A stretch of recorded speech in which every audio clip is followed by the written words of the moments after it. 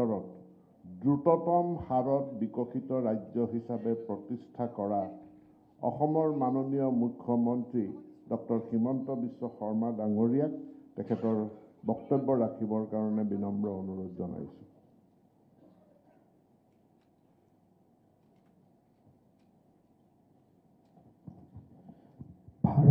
ভাৰতৰ সন্মানীয় বিত্তমন্ত্ৰী শ্ৰীমতী নিৰ্মলা সীতাৰমণ ডাঙৰীয়ানী, অসম প্ৰদেশ ভাৰতীয় জনতা পাৰ্টিৰ সভাপতি দিলীপ শইকীয়া ডাঙৰীয়া, আমাৰ নিৰ্বাচনী প্ৰভাৰী বৈজয়ন্তজয় পাণ্ডা ডাঙৰীয়া, সন্মানীয় মন্ত্ৰী ৰণোজ পেগু ডাঙৰীয়া, আমাৰ মেনিফেষ্টো ড্ৰাফটিং কমিটিৰ অধ্যক্ষ ৰঞ্জিত কুমাৰ দাস ডাঙৰীয়া, তেখেতো আহ্বায়ক আছিলে, পবিত্ৰ মাৰ্ঘেৰিটা ডাঙৰীয়া, প্ৰদান বৰুৱা ডাঙৰীয়া, উপস্থিত সুধীবৃন্দ। ভাৰত চৰকাৰৰ বিত্তমন্ত্ৰী শ্ৰীমতী নিৰ্মলা সীতাৰমণ ডাঙৰীয়ানীয়ে যোৱা 5টা বছৰ আৰু বিশেষকৈ 2014 চনৰ পিছত অসমলৈ অহা পৰিৱৰ্তনৰ বিষয়ে আমাক স্পষ্ট কৰি ভাৰত চৰকাৰৰ দৃষ্টিভংগীৰে বক্তব্য দাঙি ধৰিছে।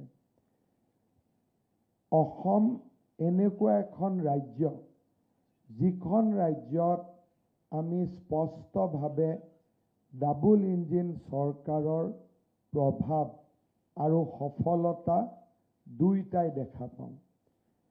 असम ऐसा एक प्रदेश है जो प्रदेश में प्रधानमंत्री नरेंद्र मोदी जी का डबल इंजन सरकार का कार्यकलाप, साथ में जो एक सफलतम प्रयोग, इसको साफ दिखाई देते हैं।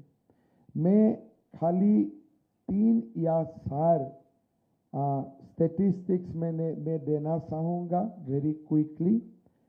हमारे जो यूपीए सरकार का समय में, if we take 10 years of UPA, 2006 পৰা 16 চনৰ ভিতৰত অসমলৈ কেন্দ্ৰীয় সাহায্য আছিলে 1.7 লাখ কোটি টকা।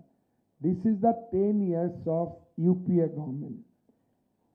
In the same comparison, if we take the 11 years of NDA government, the amount goes up to 55 lakhs crore.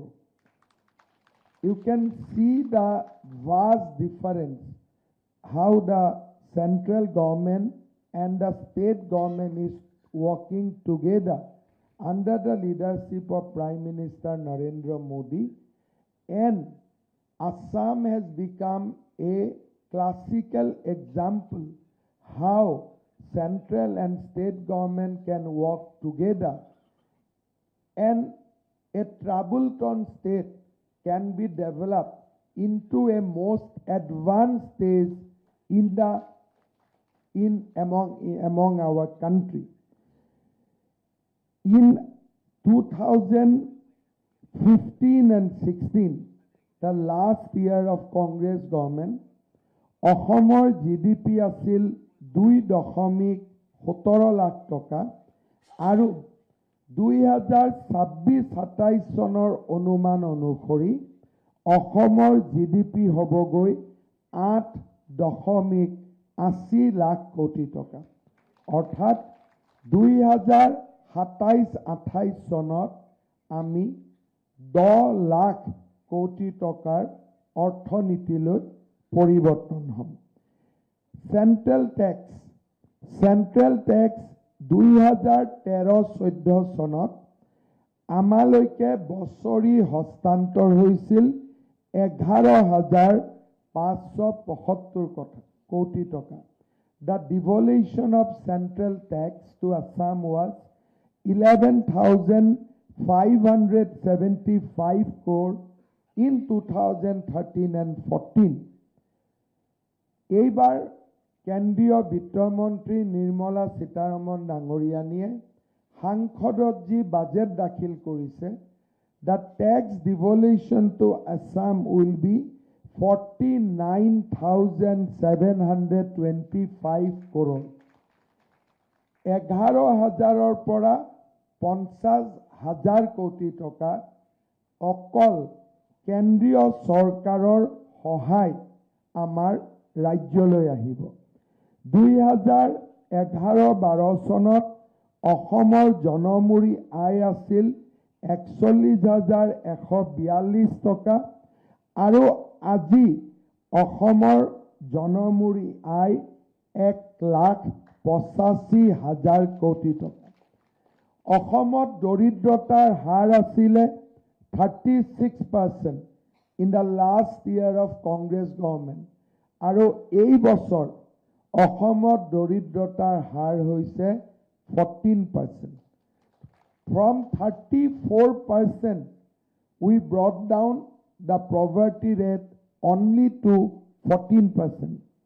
আৰু যদি আন্তঃগাঁথনিৰ কথা ক'ব যাওঁ, 1947 চনৰ পৰা 2016 লৈকে অসমৰ total road length আছিল 48,000 kilometer and আজি অসমৰ road length হৈছে 80,000 কিলোমিটাৰ। অৰ্থাৎ কংগ্ৰেছৰ সমগ্ৰ সময়ত যিমান অসমত পথ নিৰ্মাণ হৈছিল, আমাৰ কাৰ্যকালৰ ভিতৰতে তাক আমি 65% বঢ়াবলৈ সক্ষম হৈছোঁ। অসমত আমি যদি চাব যাওঁ, বিশ্ববিদ্যালয়, medical college, cancer hospital, maternal mortality rate যোৱা 10 বছৰ, বিশেষকৈ যোৱা 5টা বছৰ আছিল অসমৰ বাবে এক স্বৰ্ণীল যুগ। অসমৰ এই যিটো সোণোৱালী অধ্যায়, তাক আমি আৰু আগুৱাই লৈ যাব খোজোঁ। আমি অসমক ভাৰতৰ ভিতৰতে এখন উজ্জ্বলতম ৰাজ্য হিচাপে নিৰ্মাণ কৰিব খোজোঁ। We don't want to be a dependent state. We want to be a state who can contribute towards the goal of Prime Minister Narendra Modi, and Assam should continue to the nation's journey towards the Viksit Bharat. We do not want to be a dependent state. আমি ভাৰতৰ দয়াৰ ওপৰত চলা, কৰুণাৰ ওপৰত চলা এখন ৰাজ্য হ'ব খোজা নাই।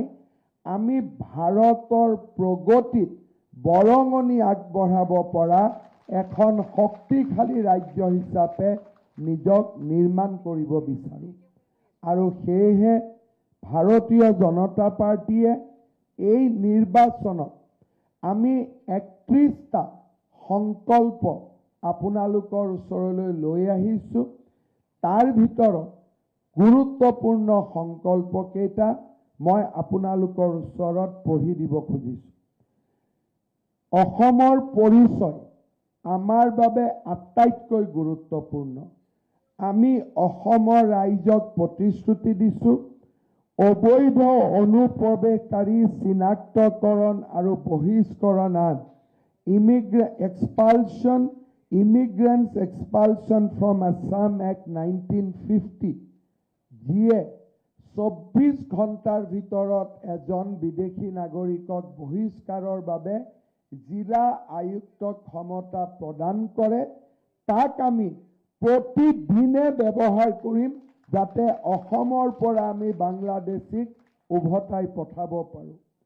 আজি আমি আমাৰ ঘোষণা পত্ৰত আমি কৈছোঁ যে বাংলাদেশী মিয়াৰ হাতত থকা শেষ 1 ইঞ্চি মাটিও আমি উচ্ছেদৰ জৰিয়তে তেওঁলোকৰ পৰা উদ্ধাৰ কৰিম। আমি বাংলাদেশী মিয়াৰ হাতত 1 ইঞ্চি মাটিও থাকিবলৈ নিদিওঁ। এয়া হৈছে আমি অসমৰ পৰিচয় ৰক্ষাৰ বাবে আমাৰ সংগ্ৰাম, তাক আমি অব্যাহত ৰাখিম।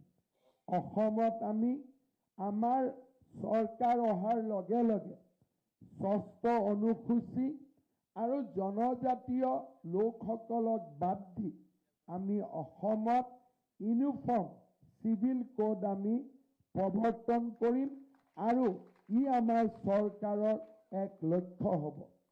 লাভ জেহাদ আৰু ভূমি জেহাদৰ বিৰুদ্ধে আমি কঠোৰ আইন বলবৎ কৰিম আৰু আমি অসমত থকা বাংলাদেশী মিয়াৰ আমি ৰাজধাৰ ভাঙি দিম। এয়া আমাৰ সংকল্প। অসমৰ বিকাশ আমাৰ বাবে আটাইতকৈ গুৰুত্বপূৰ্ণ। অহা 5 বছৰত পথ, ৰেল, বিমান আৰু জলপথ এই চাৰিওটা খণ্ডক সামৰি স্বাস্থ্য আৰু শিক্ষা খণ্ডক সামৰি আমি 5 লাখ কোটি টকাৰ ব্যয়, মূলধনী ব্যয় আমি অসমত কৰিবৰ বাবে আমি সিদ্ধান্ত লৈছোঁ। আমাৰ ৰাজ্য চৰকাৰে স্পষ্টভাৱে অসমক বানমুক্ত হিচাপে গঢ়ি তোলাৰ বাবে আমি প্ৰচেষ্টা কৰিম আৰু ৰাজ্যক বানমুক্ত কৰিবলৈ আমি প্ৰথম 2 বছৰতে 18,000 কোটি টকা আমি ব্যয় কৰিম। অসমৰ যুৱক যুৱতী আমাৰ হিয়াৰ আমঠু। এখন ৰাজ্যই যদি যুৱক যুৱতীৰ ভৱিষ্যত সুৰক্ষিত কৰিব নোৱাৰে তেনে ৰাজ্য কেতিয়াও প্ৰগতিৰ পথত আগবাঢ়িব নোৱাৰে। মই পুনৰবাৰ অসমৰ যুৱ সমাজক প্ৰতিশ্ৰুতি দিছোঁ, আমাৰ চৰকাৰ অহাৰ লগে লগে আমি 5 বছৰত ৰাজ্যৰ 2 লাখ যুৱক যুৱতীক চৰকাৰী আমি চাকৰি দিম। ৰাজ্যত আমি CM-AAA, ষ্টাৰ্টআপ আৰু উদ্যোগীকৰণৰ জৰিয়তে আৰু অতিৰিক্ত 10 লাখ যুৱকক আমি কৰ্মসংস্থাপন দিবলৈ আমি প্ৰয়াস আৰু প্ৰচেষ্টা কৰিম। ৰাজসাহায্যযুক্ত দৰত মচুৰ দাইল, চেনি, নিমখ আৰু মিঠাতেল আমি যোগান ধৰিম আৰু অত্যন্ত দুখীয়া পৰিয়ালক ইয়াক আমি বিনামূলীয়াকৈ যোগান ধৰিম। আমি ৰাজ্যত এটা নতুন আন্দোলন কৰিব খুজিছোঁ। প্ৰধানমন্ত্ৰী ডাঙৰীয়াই কয় 1 ডিষ্ট্ৰিক্ট 1 প্ৰডাক্ট। প্ৰধানমন্ত্ৰী ডাঙৰীয়াৰ কনচেপ্টক আমি আগুৱাই লৈ আমি ৰাজ্যত আৰম্ভ কৰিব খুজিছোঁ এক নতুন বিপ্লৱ। 1 district 1 university 1 medical college 1 engineering college. 1 district, এখন জিলা, এখন মেডিকেল কলেজ, এখন বিশ্ববিদ্যালয়, এখন অভিযান্ত্ৰিক মহাবিদ্যালয়। অসমৰ প্ৰতিখন জিলালৈ ইয়াক আমি আগুৱাই লৈ যাম। প্ৰাক প্ৰাথমিকৰ পৰা স্নাতকোত্তৰ পৰ্যায়লৈ KG to PG এই সমগ্ৰ শিক্ষাৰ যিটো চাৰ্কেল বৃত্ত তাক আমি বিনামূলীয়া কৰিম। প্ৰাদেশিকৰণৰ সমস্যা আমি সমাধান কৰিম আৰু ৰাজ্যত আমি শিক্ষা খণ্ডত এক নতুন বিপ্লৱ আনিম। ৰাজ্যৰ 40 লাখ মহিলাক লাখপতি বাইদেউ হোৱাৰ সুযোগ দিয়াৰ বাবে আমি 25,000 টকাকৈ এককালীন অনুদান আগবঢ়াম আৰু অৰুণোদয় যোজনাক 1250 টকাৰ পৰা ক্ৰমে 3,000 টকা মাহিলী লৈ যোৱাৰ বাবে আমি চেষ্টা কৰিম। বৃন্দাবনী বস্ত্ৰ উভতাই অনা, অসমৰ ভাষা সংস্কৃতিক সুৰক্ষা কৰা, অসমৰ জনজাতীয় ইতিহাসক সুৰক্ষিত কৰা, অসমত নিজৰ ছেটেলাইট স্থাপন কৰা, অসমত প্ৰটন থেৰাপিৰ দৰে ট্ৰিটমেণ্ট আৰম্ভ কৰা আৰু আমাৰ অসমক আমি ক্ৰীড়াৰ ৰাজধানী হিচাপে নিৰ্মাণ কৰাৰ বাবে আমি প্ৰচেষ্টা কৰিম। মিচিং, ৰাভা, সোণোৱাল কছাৰী, ঠেঙাল কছাৰী, দেউৰী, তিৱা আৰু বড়ো কছাৰী স্বায়ত্তশাসিত পৰিষদলৈ সাংবিধানিক মৰ্যাদা, বিষ্ণুপ্ৰিয়া, মণিপুৰী, ভৰ বা ৰাজবৰ, নেৱাৰ, ভুজেল, চবৰ, ছটনামী, কিৰণ শেখ কেন্দ্ৰীয় চৰকাৰৰ OBC তালিকাত সন্নিৱিষ্ট জনজাতীয় বেল্ট এণ্ড ব্লকৰ পৰা বাংলাদেশী মিয়াক উচ্ছেদ কৰা আৰু অসমৰ প্ৰতিগৰাকী চাহ বাগিচাৰ মজদুৰক মাটিৰ পট্টা প্ৰদান কৰা, চাহ বাগিচাৰ লোকসকলৰ পাৰিশ্ৰমিক বৰ্তমানৰ চৰকাৰে 280 টকালৈকে বৃদ্ধি কৰিছে।